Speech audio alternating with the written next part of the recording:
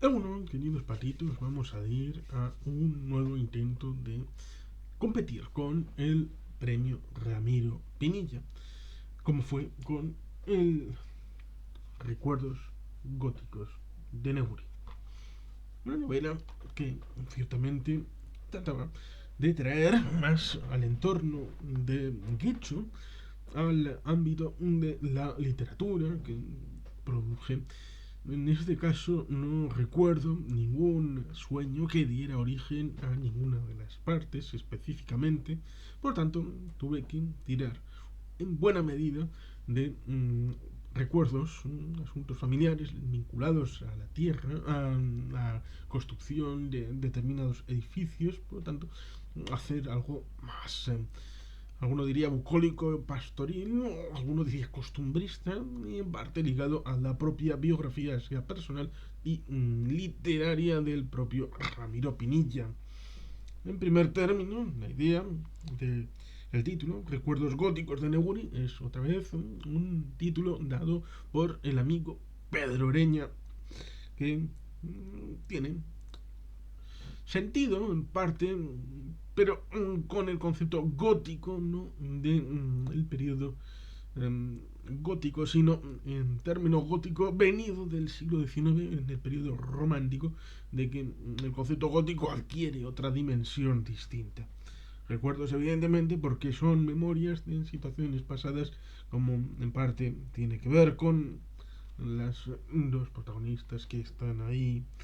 y son dos féminas que tienen importancia grande en la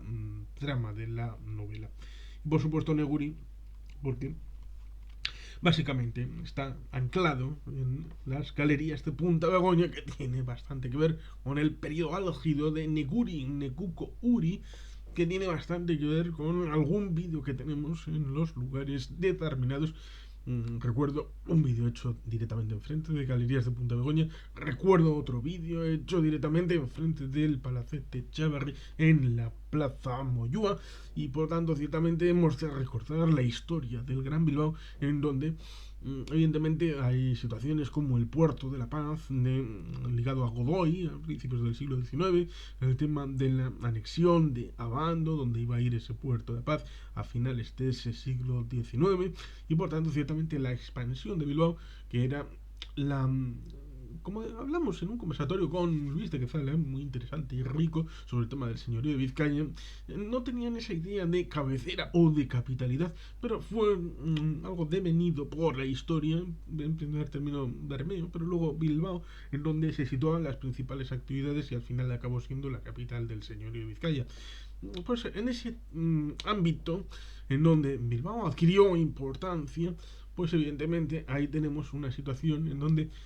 estaba la ciudad constreñida, no sé si es la palabra, pero voy a utilizarla, constreñida a las llamadas siete calles en la zona del casco viejo. Y evidentemente había que hacer, como se estaba haciendo en Europa, el tema del ensanche de las ciudades, en donde evidentemente había necesidad de dinero, y en ese momento del siglo XIX era cuando empezaba a despegar una forma económica distinta de la tradicional que había habido en el ámbito de la ría, del puerto, de la por así decirlo, la clase dirigente que había tenido el ámbito de la economía vizcaína, y por tanto ciertamente luego ligada a el hierro, las minas, la zona de la margen izquierda, que, como se verá, está ligado intrínsecamente al creador en cuanto a Paganini de las galerías de Punta Begoña en el entorno de Quecho. Y además teniendo importancia en tanto en cuanto la zona del ensanche no fue lo que primero se fue construyendo, sino que la naciente burguesía, no será conocida el tema de la burguesía vasca, y el ámbito ligado sobre todo a decir que, bueno, ahí están ligados al PNV, pero a diferencia de otros entornos como Cataluña, donde la burguesía catalana hizo la Renaissance y luego hizo la Lliga regionalista, pues aquí en el País Vasco hubo un enfrentamiento entre una alta burguesía que estaba ligada sobre todo al ámbito monárquico y madrileño céntrico, y luego una situación en donde solamente los Sota entraron en el ámbito del discurso de Sabino Arana, que como hemos dicho alguna que otra vez, hay esa trilogía de años que fueron importantísimos, como es la situación en 1893. 1700 estaríamos hablando al final del siglo XVIII de la alternativa Garat. ¿No? La alternativa Garat, que precisamente la diferencia con Sabino Arana es que ellos proponen una salida al País Vasco, pero en el siglo XVIII es algo de negociación en las alturas, y en el siglo XIX constituye la construcción de una herramienta, en primer término en 1893, en el ámbito de la situación de la merienda cena del caserío de la Razabal, donde también está el señor Sota. No es convencido en un primer término, que viene derivado de esa publicación de Vizcaya por su independencia, que es Cuatro Glorias Patrias, que había sido publicado en Vizcayterra. Y por supuesto luego tenemos la publicación en el Euskeldun Bachoquilla de la Icurriña en el 14 de julio de 1894. Y evidentemente la propia existencia del Euskeldun Bachoquilla, que actualmente el PNV tiene unos 200 bachoquis por toda Euskadi, y el asunto de la fundación propia del PNV en 1895. ¿Por qué es importante? Pues porque a la familia protagonista le hago vivir en Máximo Aguirre 18 en Las Arenas, y porque ese edificio es de los años 20, de principios de los años 20, como en Máximo Aguirre hay varios edificios, y todos ellos hechos por un arquitecto llamado Luis Arana Goiri, que es hermano mayor de Sabino Arana Goiri. No lo digo explícitamente, pero sucintamente esto es una realidad que viene incorporada, porque no quiero hacer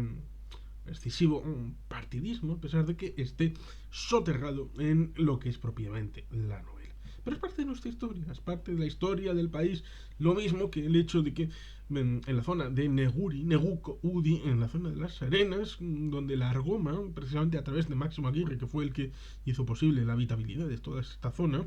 y luego le dedicaron esta calle, y también una en Bilbao, que las dos protagonistas viven en Máximo Aguirre, una en Máximo Aguirre 18, en las Arenas, y la amiga vive en Máximo Aguirre, no le pongo número, pero está en la zona de Indautxuman, en la zona de Moyúa, ahí está. En Bilbao hubo esos momentos en donde hubo dos ensanches, por así decirlo. Uno que iba desde la zona ligada al Arenal, Casco Viejo, hasta Moyúa, y luego una segunda parte del ensanche que se hizo hasta lo que hoy conocemos como la avenida Sabino Arana, donde está el Sagrado Corazón, que tuvo sus polémicas, lo mismo que la propia calle dedicada a Sabino Arana, que es anterior a la Segunda República, es decir, que ya tiene sus buenos 90 años de calle dedicada, no es algo que se hiciera con nocturnidad y alevosía en el periodo de transición. No. Sabino Arana fue algo importante en Bilbao, y su funeral fue ya un elemento de multitudes, a pesar de que fue en el año 1903. Y por tanto, ciertamente hay que recordar el hecho de que en 1898 fue votado por 4.500 bilbaínos para el puesto de diputado en la Diputación de Vizcaya. Por lo tanto, ciertamente es un pasado bien interesante y entroncado por el tema de que en ese momento, en el comienzo del siglo XX, tenemos un personaje como es Horacio Echevarrieta, en donde tiene una casa que devengue en la zona de los momentos de las amortizaciones, ya sea de Mendizábal, Madoz. En el siglo XIX había necesidad de liquidez y se fue expurgando propiedades ya fuera de la iglesia, del comunal, de los municipios. El comunal era la propiedad pública donde hacían las batidas del tema del pasto, de la madera, para donde llevar las reses, los animalitos, para... Bueno, pues eso no tiene que ver, pero en parte sí, porque hay una variante que es interesante en la novela respecto al periodo del Neolítico Calcolítico. Pues evidentemente tenemos esa variante en donde la variante militar, había un fuerte en la zona. Actualmente hay unas casas en esa zona del Parque del Oro, que termina en esa rotonda donde está la vuelta hacia el puerto deportivo, y en ese cuadrángulo está la parte de la galería de Punta Begoña, el engarce entre la galería norte y la galería sur, como se puede decir, que son distintas, y está el salón y la parte donde se subía a la casa, que después de lo que hizo el padre de Horacio Echevarrieta y el propio, que fueron adquiriendo terrenos, al final acabó teniendo una casa de estilo neovasco, regional, con estas formas un poco ainglesadas, y que tanto gusto han tenido con el cambio de siglo del 19 al 20, una cosa que proliferó sobre todo en Vizcaya. Y por lo tanto ahí teníamos una casa, y también había una situación abajo en donde había un tranvía que pasaba en dirección al puerto viejo, y evidentemente en esa zona que es acantilado, lo que los modernos pudieran decir tal vez Flix, que en la zona más de la Galea y también en Zumaya, recordemos la vinculación Algorta-Zumaya en el ámbito atentado a Conjura de Gueldo y recuerdos góticos de Neguri. Por lo tanto, ahí tenemos una situación de la naturaleza incluida en dos producciones literarias de un servidor. Pero bueno, ahí tenemos el asunto de que cuando pasaba el tranvía por debajo y cuando las personas iban en dirección al puerto viejo o venían del puerto viejo en dirección hacia la zona de las arenas, bien por la costa, porque había el ámbito del puerto para yates y todo esto, a pesar de que la playa fue retranqueándose por la diferente composición del propio puerto, que se hicieron muelles y contramuelles, y la cosa varió. Y la primera en irse fue la playa de Portugalete, y luego esta de las Arenas quedó en dos zonas, una que sigue llamándose la playa de las Arenas y otra la playa de la Bola, que está justo en la zona de carretera donde confluye lo que sube en dirección a la plaza Darío de Regoyos y va hacia el ayuntamiento, y luego la que va hacia la zona del puerto deportivo y la playa de Ereaga. Por ciertamente ahí quedó ese resto, pero en aquel momento pues había esas circunstancias en donde, bueno, pues había su playita y su entorno, y había gente que se movía en un sentido y en otro, pero se le caía, el acantilado se caía por el efecto de la gravedad. Y se le dijo desde la Diputación: oiga, señor, usted que tiene la casa ahí, es un terreno privado, responsabilidad suya, puede poner un contrafuerte ahí para que la gente no sufra sus piedras cayendo en su cabeza. Y este buen señor que empezó la obra, curiosamente, en torno posterior a la Primera Guerra Mundial, porque después de mucho requerimiento y él ignorándolo, pues al final acabó diciendo: bueno, vale,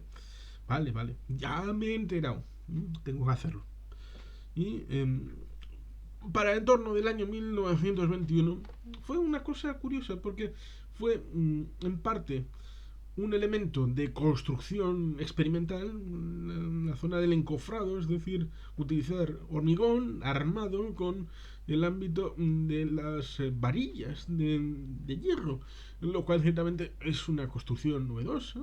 de este entorno, porque no solamente quería hacer el ámbito de la cobertura de este acantilado, sino que encima de esa pequeña cobertura hizo unas galerías en donde,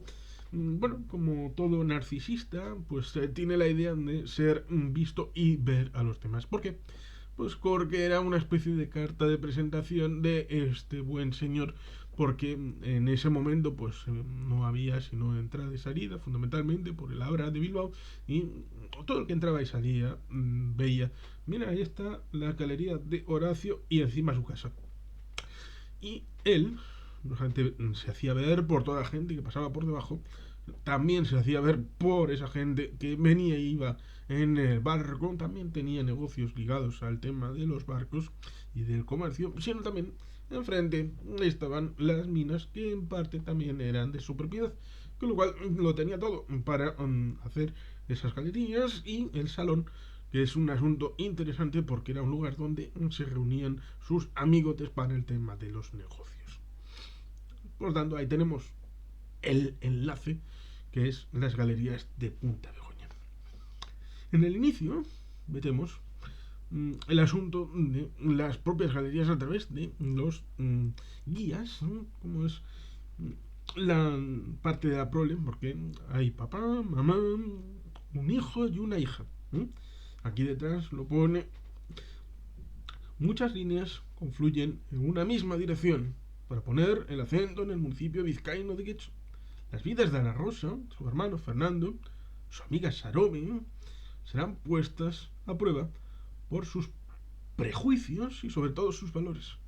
Desde las galerías de Punta Begoña, los protagonistas recorrerán los rincones de Bilbao en busca de su felicidad.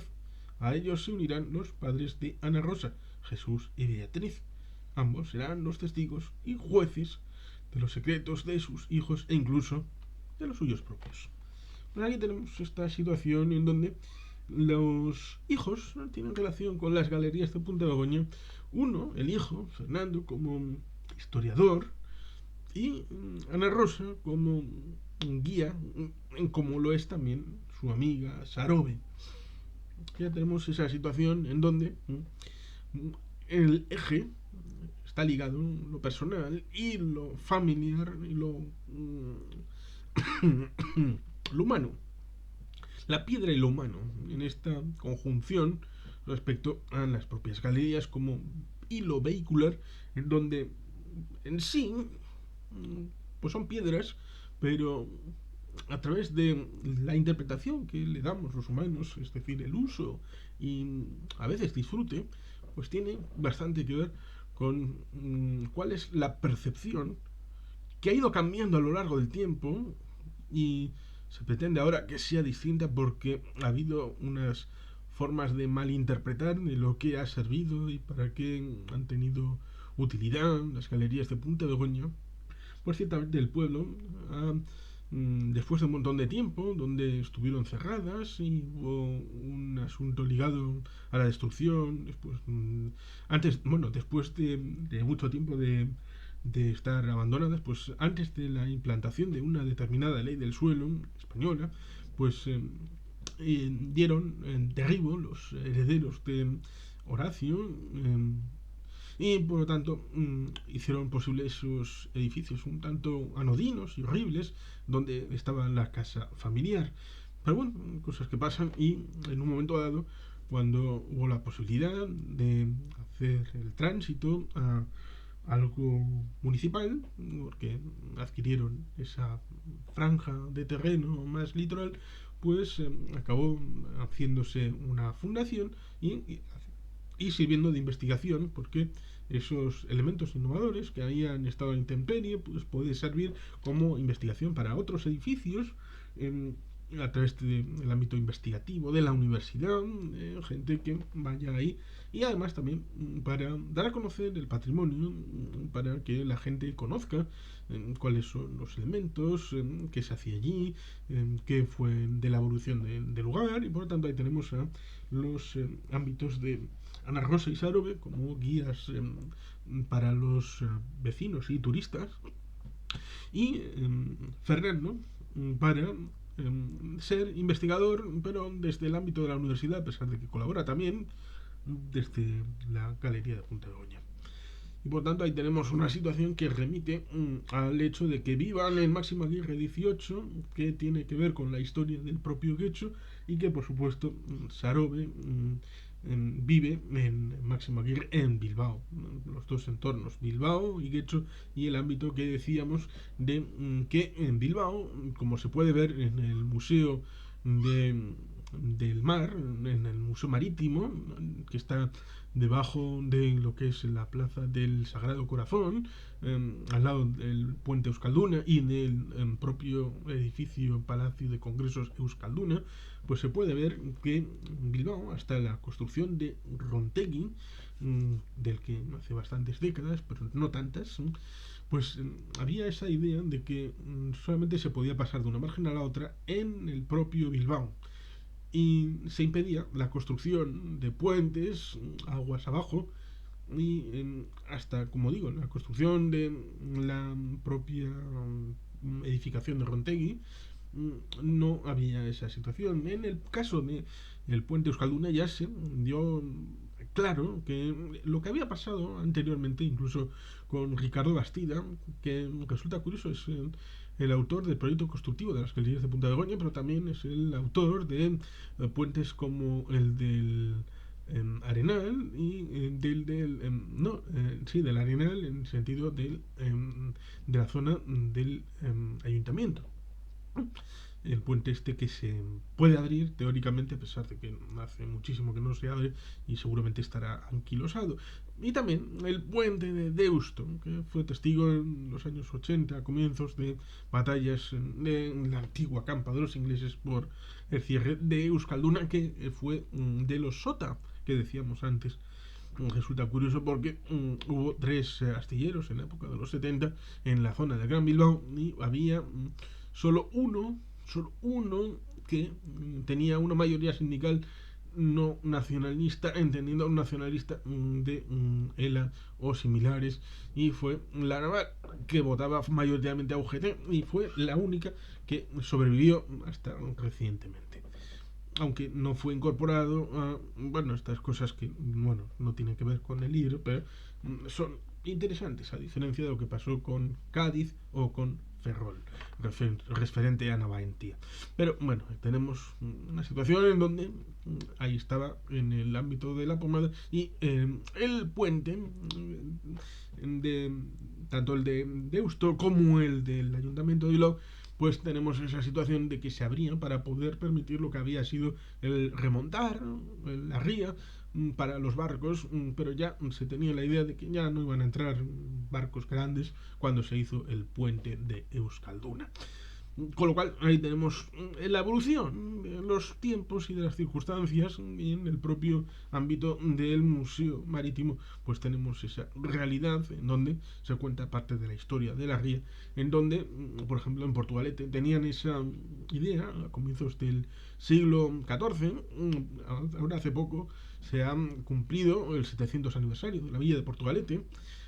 y la fundación, en teoría, en el año 1300 de Bilbao, a pesar de que en la Carta Puebla viene que se funda en Bilbao,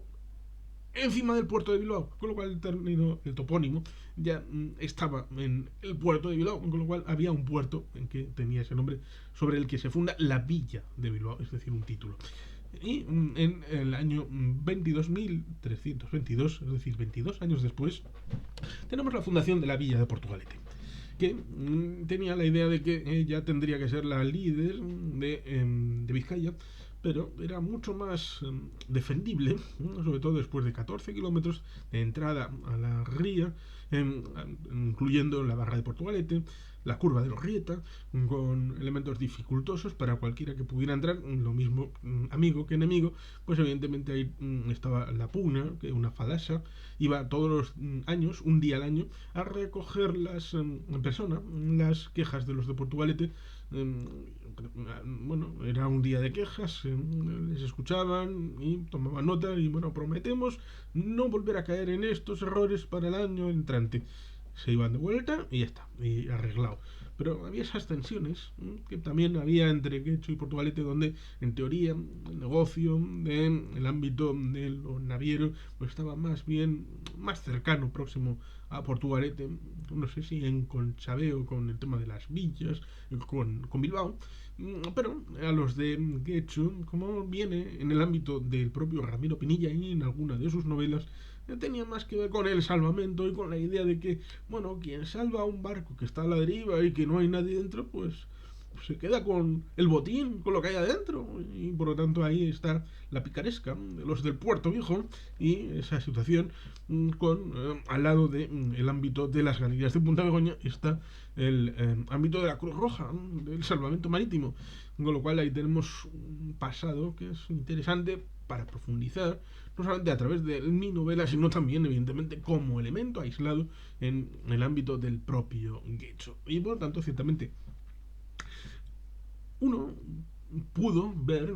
en un montón de visitas de las galerías de Punta Begoña conocimiento, proximidad ver el entorno y hacerse una idea de lo que uno puede visualizar dentro de la propia novela. Y por supuesto también el ámbito de ver en visitas guiadas a través de lo literario con alguien muy versado en la obra literaria de Ramiro Pinilla, ver esos lugares con otro ojo distinto y poder incorporarlo también al acervo global. Y por tanto, en parte, lo que quería hacer con esta novela, como debería haber dicho, que fue escrita, no puse cuándo fue escrita, parece que no lo puse, lo cual es raro ciertamente. Pero bueno, yo creo que fue en el entorno del año 2019, posible. No, 2019 no. Fue a comienzos del 2020 porque fue presentado para el tercer Ramiro Pinilla. Sí, el tercer Ramiro Pinilla, sí, ciertamente. Porque hubo una circunstancia curiosa, como es el hecho de que eh, presenté para el primer Ramiro Pinilla, pues el libro aquel Helvegen, y alguien, creo que fue una IMEZO, que me dijo que casi mejor que presentarlo al primero, presenta al segundo, porque entonces en el primero hay mucha gente que por la novedad se va a presentar, pero luego a partir del segundo ya la cosa va a flojear. No fue tanto así, y hubo más presentación de títulos en la segunda, y más en la tercera, y más en la cuarta, que en la primera. Y al no ganar en la primera, pues hubo una circunstancia que puede decirse que no participé en el segundo por despecho, pero no es así, porque había una cronología de la hora de presentar el título en el ámbito de el aula de cultura, en principio hacerlo físicamente, y evidentemente había un término que estaba ligado a abril. Por eso estaba el segundo libro hecho entre el 13 de marzo y el 31 de marzo de 2018. Porque a principios de abril había que presentarlo físicamente y todo esto. Y había que dar un tiempo para corregir alguna cosilla, para hacer la imprenta, porque había que presentarlo físicamente en un documento imprimido, impreso. Y por tanto, bueno, pues. Pero cambiaron y en el año 2019 hicieron la cosa de cambiar, en vez de a principios de abril, el 1 de febrero. Por lo tanto, cuando yo tuve conocimiento de la existencia del nuevo concurso, el segundo concurso Ramiro Pinilla, fue el día 16 de enero de 2019. Por lo tanto, tendría que haber sacado de ese lugar donde los Diamonds me habían hecho una escabechina, una historia completamente nueva en 15 días. En 15 días para todo. Para idearla, para corregirla, para imprimirla y entregarla en el aula de cultura de Quechua. Por lo tanto, evidentemente llegué a la conclusión de que era imposible, que no era viable y por tanto permití avanzar hasta que salió la plica de condiciones del tercer concurso Ramiro Pinilla y se da esa circunstancia curiosa en donde muy poquito antes de que nos encerraran, antes de incluso de que fuera a Santander del día 6 de marzo al 16 de marzo de 2020, entregué físicamente el libro en el aula de cultura y luego evidentemente es claro que no fue vencedor y en principio se dejó en barbecho hasta que hubo la posibilidad de publicarlo con Europa Ediciones. Pero ahí está la historia de que en ese momento de dificultad sobrevenida, bueno, pues antes incluso de saberlo todos, a pesar de que teníamos señales venidas desde China, con todo ese mare magnum de lo que estaba pasando allí, con el tema del pangolín y todo aquello, pues ciertamente es en ese contexto en el que escribo Recuerdos Góticos de Neguri. Y por supuesto ahí tenemos una situación especial ya para la memoria y el recuerdo. Evidentemente hay bastante recuerdo porque por la parte del Padre, de Jesús, está incorporado y a través también en parte de Sarobe, pero más espiritualmente, varios escenarios de Bilbao. Por atrás de Jesús tenemos el ámbito de el parque de atracciones de Archanda. Aquí he de confesar que en un momento dado, cuando en algún momento en Facebook alguien preguntó de qué lugares nos han hecho novela y queréis que en algún momento del futuro alguien haga una novela. Yo dije dos. Yo dije Galerías de Punta de Goña y el Parque de Atracciones de Archanda. Y hubo alguien que dijo, hazlas tú, o mejor, haz una novela de estos dos elementos tú. Al final acabé cogiendo un poco el asunto porque alguien hizo un documental película del ámbito del parque de atracciones de Archanda, pero no hay mucho más, no hay mucho más. Y hay algunos escenarios, como una clínica que está muy cerca de la parte de arriba del funicular de Archanda, que también resulta curiosa y seguramente daría para escenario de películas de terror.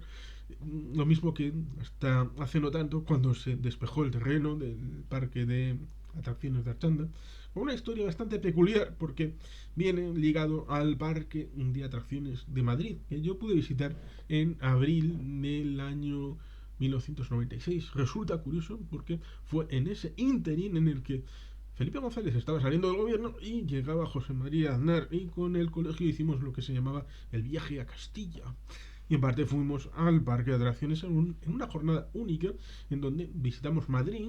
pero sobre todo, y supongo que es algo que se le dijo, bueno, a los chiquillos no les hagáis mucho aquí por Madrid. Nos llevaron al parque de donde bueno, antes del zoo y el parque de atracciones visitamos el Prado un poquito, visitamos, recuerdo, Madrid desde el autobús. Recuerdo visitar, ver, bueno, haber visto desde el autobús la Cibeles y el Banco de España. Mira, aquí está la Cibeles, el Banco de España. Vamos, que un paseo en autobús simplemente para el tránsito, porque habíamos dormido en Toledo, y ir a esos lugares para ir al Prado a ver algunos de los cuadros y después ir al zoo y después al parque de atracciones y vuelta a Toledo. No fue una jornada muy intensa, por lo tanto, en donde pues parece ser que fue allí, en el parque de atracciones, en donde el director, Julián, llamamos Don Julián, se sintió indispuesto y al de un tiempo, cuando volvimos, le hicieron una prueba y acabó descubriendo que tenía algo terminal y ya ese fue su final. Cosas que pasan, lamentablemente. Hace no mucho ha fallecido Iñaki Zamiz, que también quiero homenajearle como se tiene por costumbre con las personas de bien y con las que se tiene cariño.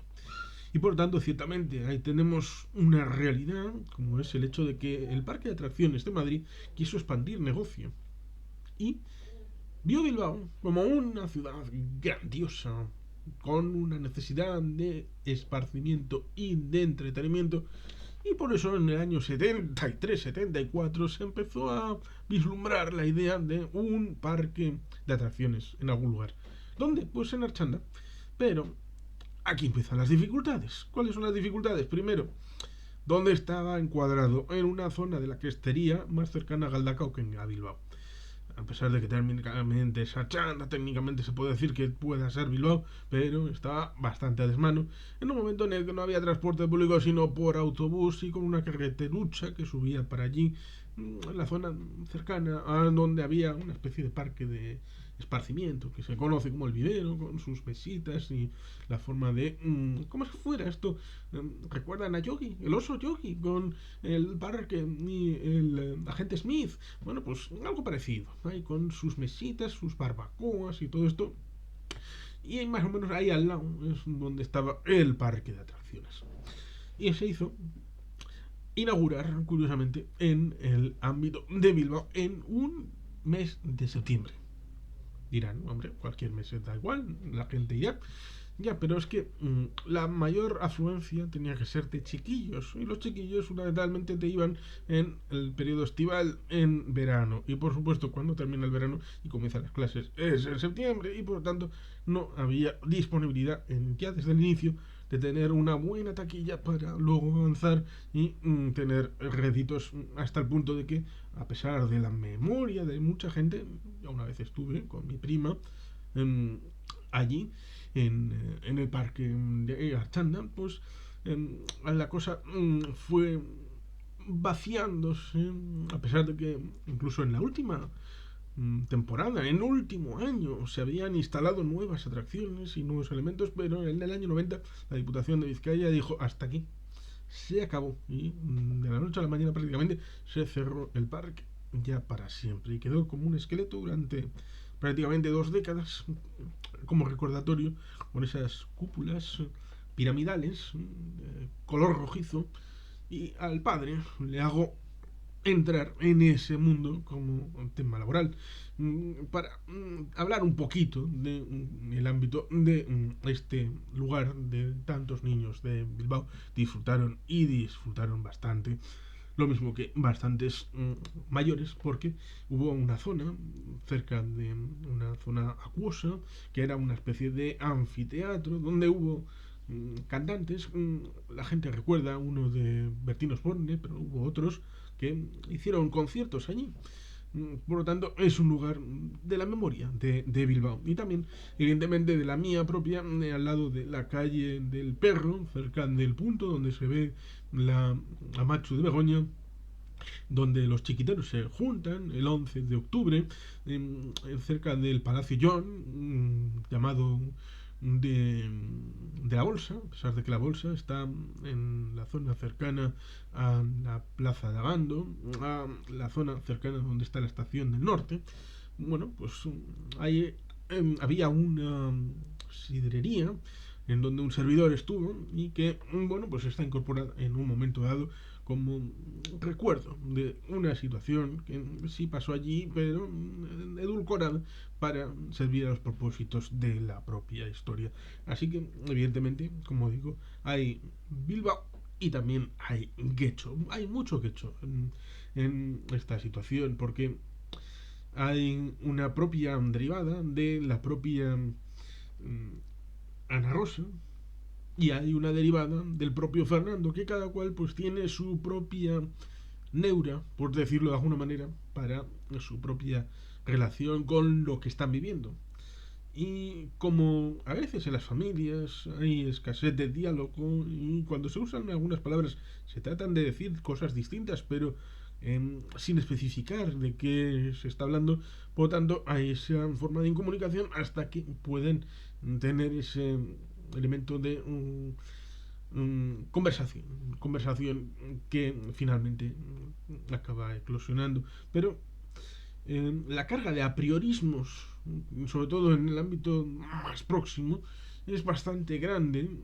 y cuando uno suelta algún concepto, pues viene derivado de esa idea que a veces, según la gradación, a veces es grande, a veces es simplemente acompañante en la idea de que aquí he venido a hablar de mi libro, ¿no? Aquí he venido a hablar de lo mío, tú estás para escuchar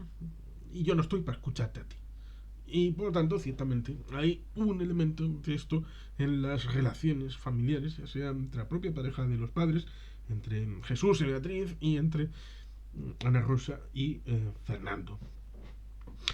Lo cual, ciertamente, es bastante realista y verosímil porque cualquiera conoce familias que tienen estas condiciones. Y por supuesto, evidentemente, ahí tenemos, como digo, una forma de homenaje que es bastante interesante porque, aparte de las localizaciones, y ahí en algún momento fui en dirección hacia la zona de Neguri, porque hay una calle que hace forma de S, porque cuando uno baja en Neguri Govela, en, no en la Neguri propiamente, sino en Govela, como digo, que es parte cercana a Neguri, las Arenas, pues puede tener esa perspectiva cuando sigue en la zona del parque, va en dirección hacia Neguri precisamente, por la carretera, lindando con el talud del metro, va en dirección hacia un parque, se mete ahí y a través de un sendero que va en dirección a la avenida Fugazarte, puede ver esa S en donde había una familia de secuestrados por la banda terrorista y que fue bastante conocida esa calle por la información cuando le secuestraron y cuando le acabaron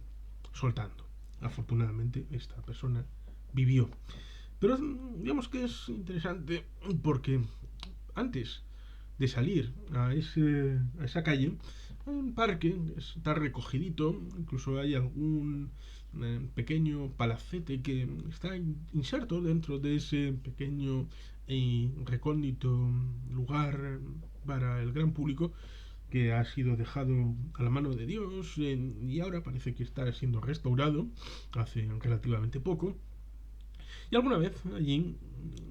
fui y me senté y hice algún apunte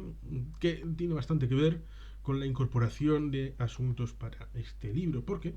como ya dije en Atentado con Julia de Geldo, es importante que uno aporte lo que lleva dentro de sí para poder dar verosimilitud a los ámbitos del libro, y a través de los ámbitos personales es cuando uno puede conseguir ese objetivo, y por tanto se puede decir que en parte he puesto impregnación de mis propios padres tanto en Jesús y Beatriz como en una forma de desdoblamiento en Ana Rosa y en Fernando. Evidentemente, se supone que yo soy hijo único y por tanto no soy más que una persona, y por tanto hacer dos personas que incorporen parte de mi propia personalidad y mis vivencias en el pasado, pues evidentemente había que hacer ese juego para que todo sonara a verosímil, y a través de las vivencias y experiencias propias es, creo, la forma más evidente de hacerlo y trasladarlo. Y evidentemente también pues una serie de conversaciones con una serie de personas que tienen que ver con la propia realidad, que ayudaron, lo supieran o no, alguno lo ha sabido después. Por ejemplo, Ana Rosa. Ana Rosa es una persona real que está trabajando en la fundación de Altamira, y sabe de la existencia de este libro y sabe que ella está homenajeada a través de este personaje. Fue nuestra guía en la visita de la Neocueva en Altamira, y por tanto ahí está. Fernando y Sarobe es el nombre de dos personas que fueron guías en diferentes visitas que pude hacer en su momento a las propias galerías de Punta Begoña.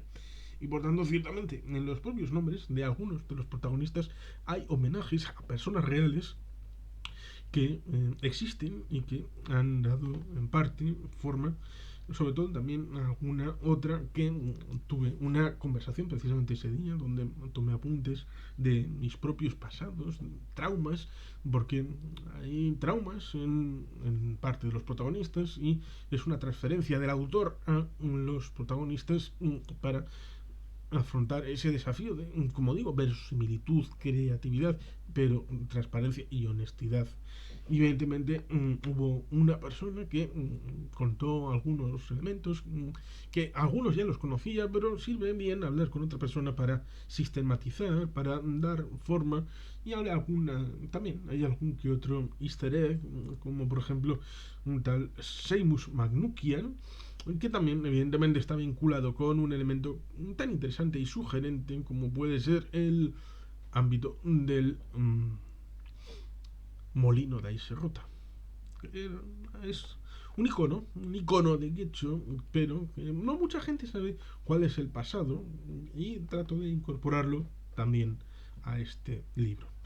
Y por supuesto, no podía faltar el inicio y el final, que está ligado al coyote. En el inicio hago un homenaje a un niño que seguramente vio el inicio de las de la serie del Correcaminos. Y evidentemente ahí el que sufría era el Coyote,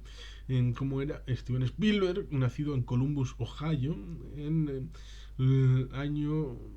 43, si no recuerdo mal. Mm, Y por lo tanto ahí tenemos una situación interesante, donde vemos a alguien en el año 43 en Columbus, Ohio, y viendo la serie de El Coyote con el Correcaminos, y un personaje que viene aquí traído bastante a pelo, como es el Coyote, en el ámbito de Guecho, que es una historia de alguien que se supone nace en Aldapas, que es mi barrio, y tenemos ahí esa situación en donde utilizaba los malacates, que es interesante porque hablábamos de la curva de Lorrieta, pues en el comienzo del siglo XX había la idea de la salubridad y hacer más convivible el entorno urbano, y para hacer eso había que hacer una posibilidad para que se evitara lanzar los excrementos y todas estas cosas por la ventana o por la calle o así alegremente, y hacerlo a través de lugares donde no hubiera olores, no hubiera... Y por lo tanto había que hacer esto con canalizaciones, y se hizo desde el sifón de la curva de Lorrita, con una canalización en principio para el entorno de Bilbao, para poder sacar a agua mar, a el mar adentro, estos residuos. Y para eso, en la zona de Guecho, se hicieron 5 malacates, que son una construcción característica, que en el momento presente, pues 3 están en manos privadas y 2 están conservados razonablemente porque quedaron en el ámbito público. Y por lo tanto ahí tenemos una realidad interesante, porque es un elemento arquitectónico, como digo, característico, porque se quería hacer una salida y entrada, pero que no fuera simplemente una arqueta, sino un elemento que entonara con un, valga la redundancia, entorno urbano de una calidad como es Guecho, que aún hoy es uno de los más amables y con la mayor calidad de vida en todo el estado. Por tanto, había que hacer algo especial, y ahí están los malacates que los utilizaba el señor Coyote para un poco Robin Hood, pero de aquella manera, para robar a los ricos, pero bueno, no para dárselo a los pobres, porque él ya era pobre y se lo daba a sí mismo. Y por lo tanto usaba esos elementos, como por ejemplo también había el ámbito de el Aiboa. En Aiboa parece que decían que había un túnel que iba desde esa zona hasta el lugar donde están las galerías de Punta Begoña, y también usado en parte por el señor Coyote. Decía antes que había también una relación con el neolítico calcolítico, y tiene bastante razón, porque en la zona de Barrica hay bastantes restos, pero también en Verango, y se dice que también en Fadura, bueno, una zona de entorno ligado a la zona de Fadura, también hay una zona de neolítico calcolítico. ¿Qué es el neolítico calcolítico? Pues en la presentación decíamos con bastante cariño, que fue el momento en el que el pastor, recolector, el ámbito cazador-recolector, empezó a dejar de ser nómada y empezó a pasar temporadas de manera localizada en un determinado lugar, y había restos que se acabaron por descubrir mientras estaban haciendo las obras de reacondicionamiento para el tema de las galerías, para tener un espacio de investigación. Ahora está la fundación en Galerías de Punta Begoña. En la parte de arriba, encima del salón, se descubrió una localización donde había habido, en el neolítico calcolítico, un asentamiento humano. Es decir, que en el mismo lugar donde Horacio Echevarrieta decidió poner su casa y decidió poner las galerías de Punta de Begoña, cuando le hicieron el requerimiento de usted, este frente me lo va a recomponer de tal manera que aquí las piedras de usted, porque usted es el dueño de todo esto, sus piedras no le dé a la gente, no le dé al tranvía. Pues en este lugar, ya hacía 5.000 años, había decidido alguna gente que este es un buen momento y un buen lugar para ponernos a vivir aquí. Y por lo tanto, había esa relación en donde en un momento y en otro confluyeron en el mismo espacio, a pesar de que no fuera el mismo elemento temporal. Y por tanto, ciertamente, ligado al asunto de que hay un museo arqueológico en la antigua estación cabecera de lo que iba al Chorierri, en la zona de la Plaza Unamuno, y que en buena medida tiene vinculación con esos asentamientos investigados en Barrica. Pues dije, es un momento interesante para meter esto, y tiene que ver con las neuras, sobre todo de Fernando como investigador ligado a la Universidad del País Vasco, y cosas que habla, pero sin hablar, y sin que se entere su hermana. Y ahí hay parte del intríngulis, y también está el tal Seamus McNukian metido en la trama. Y por tanto, ciertamente ahí tenemos un revoltijo de un montón de tramas de historias, y que están, como digo, ligadas a lo próximo, al ámbito costumbrista, al ámbito de Quecho, Bilbao, y por supuesto, evidentemente, a través del tamiz de lo que uno pudo percibir respecto a Ramiro Pinilla, de su obra y de su pensamiento, sobre todo a través de esa buena persona que hacía los elementos de visita guiada, sobre todo en septiembre, que era cuando se hacían, y espero que se hagan, que se sigan haciendo, eh, ligando el espacio geográfico con la propia situación del universo del propio Ramiro Pinilla, que era en parte autorreferencial, es decir, que empezó a escribir y parece que todo su universo estaba conectado de alguna manera. Y no sé si en alguna fórmula se puede decir que mis propios libros tienen alguna ligazón entre sí, o están separados completamente, aún teniendo en cuenta el final, el epílogo de Helvegen, teniendo en cuenta luego lo que tienes aquí delante, como es el libro de recuerdos góticos de Neguri. Es un libro que, como digo, también tiene esa ligazón conceptual, porque a pesar de que tiene capítulos numerados con números romanos hasta el número 27, tiene un antecapítulo con un nombre de Dios, como es Astrid, Baldur, Bor, Bragi, Buri, Dagger, Dellinger, Forseti, Freyr, Heimdall, Hemodor, Hor, Hoenir, Hofur, Kvasir, Loki, y así hasta el final con Litir, Mani, Modi y Magni, Njordor, Odin, Thor, Tyr, Ulr, Vili y Be, Vali y Biodar. Por tanto, estamos haciendo referencia a los dioses nórdicos, y estamos haciendo referencia a Helvegen, una distopia nórdica en buena medida. Dentro del texto hay relación con el anterior libro y con otros. Eso la gente deberá verlo. ¿Qué parte es ficción y qué parte está basado en asuntos particulares y personales? Bueno, pues cada cual que lo vea de su determinada manera, pero recomendar evidentemente que, además de los vídeos, que hice unos cuantos ligado a este libro, con localizaciones ligadas a la propia trama y la propia presentación que está subida en este canal, pues evidentemente decir que, además de en la propia página en Europa Ediciones, que hubo la suerte de que se lanzó una piedra en dirección a Europa Ediciones con el manuscrito, después de que no fuera vencedor en el Ramiro Pinilla de aquel año 2020 que todos sufrimos con todas las consecuencias. En aquel momento ya se supo, porque hay una característica curiosa, que es que el ganador tiene que estar físicamente en la ceremonia de entrega de los premios. Y evidentemente es bueno saber si has ganado o no para estar presente o no. En el caso del primero, yo nunca supe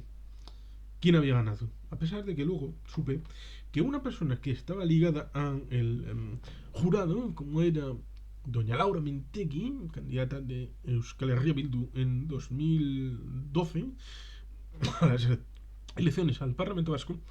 en agosto iba diciendo por el pueblo, por el centro de Algorta, que qué coñazo de tarea está encomendado por aquí y por allá. Tengo que hacer los premios Ramiro Pinilla y evaluar no sé cuántos manuscritos. Qué coñazo más grande. lo cual en parte es romper una de las cláusulas respecto a la forma de secretismo y de control respecto a la forma de evaluación. Y evidentemente hubo esa circunstancia en donde a los autores no se nos dijo, sino tuvimos que ir, yo en mi caso fue con el desconocimiento, y ahí fue cuando supe definitivamente que no había ganado, en parte porque se suponía que en agosto, si hubiéramos ganado, nos habrían llamado, y di por hecho que no era posible, por eso activé la posibilidad de publicación. Y por eso le pude decir al ganador directamente mucha suerte, pero ya el que ha sido publicado es mi libro y no el tuyo. Por tanto, bueno, ahí me desquité un poquito. Uno no es perfecto, ¿verdad? Y por tanto, aquí tenemos en el ámbito de recuerdos góticos de Neguri, hubo esa posibilidad de lanzar la piedra y dijeron que sí. Dijeron que sí porque les gustaba que un hombre tuviera tal sensibilidad para los dos personajes protagonistas, para identificar también el punto de vista y la personalidad de estas dos mujeres, como son Ana Rosa y su amiga Sarobe. Y por tanto, ciertamente, ese fue el encaje para la publicación a través de Europa Ediciones, radicada en Italia, pero con una sucursal Madrid-Málaga para la publicación de este libro formalmente en el ámbito de 2021, edición primera de junio de 2021. Hay otra curiosidad que traté de aproximar al aula de cultura, porque hay una barandilla cerca de ahí, del aula de cultura de Villamonte, en donde puse el ámbito de una dedicatoria, como es lo que pone allí, que es, lo puse en forma de frase, porque hay una academia que está ahí, y lo puse como si fuera los dos nombres que aparecen por ahí, como si fuera el nombre de la persona que dice esta sentencia. Y dice: juguemos entre los monumentos de la vida por la diversión de vivir. Yo creo que eran los momentos. Juguemos entre los momentos de la vida por la diversión de vivir. Aquí pusieron monumentos. No sé, pero está bien, está bien. Hay que jugar entre los vericuetos de la vida por la propia diversión de vivir, que estamos vivos aquí. Y por tanto, esta reflexión pues no sirvió tampoco para guiño, para los del aula de cultura ni para los del jurado, a pesar de que, como digo, traté de aproximarme al propio bagaje de Guecho, al propio bagaje de Ramiro Pinilla, al propio elemento propiamente dicho de lo que uno puede entroncar con más el ámbito de Ramiro Pinilla en una diversidad.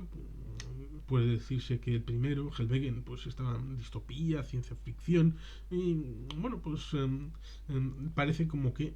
el señor Ramiro Pinilla estas cosas pues no le gustaban, y supongo que puede pensarse, dado que el jurado está vinculado a los pinillescos como escuela literaria, pues bueno, pues probé suerte con esta otra vertiente, como es Recuerdos Góticos de Neguri, sin éxito, pero con la suerte de que está publicado en esta Europa Ediciones, que también, si uno puede verlo de una forma más sencilla, está disponible en Amazon, por supuesto, buscando Recuerdos Góticos de Neguri, y puede encontrarse con esta obra que ya habían avanzado un poquito, habían avanzado de 105 páginas a 120, y creo que ahí se han quedado, hasta de 75 a 120, y en la edición publicada tiene precisamente 120 páginas esta publicación, o creo que son 123, bueno, más o menos. No es algo exacto porque siempre hay un cierto esponjamiento a la hora de la publicación, pero como digo, está muy agradecido un servidor de la posibilidad de publicarlo con Europa Ediciones, y por supuesto agradezco a todos los que hicieron posible la publicación de este libro, y por supuesto a los que quieran leerlo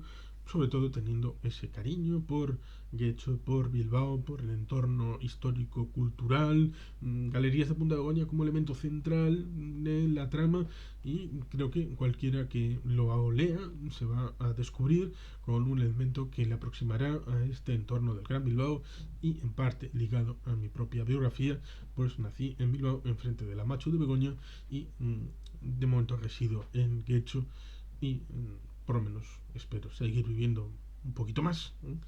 Bueno, sin más, vamos a dejarlo aquí, recomendando esta lectura junto a todas las demás. Es que ricasco, queridos patitos, mucho amor a todos, y sin más, es que ricasco, agur, bero bat, beti gelpian.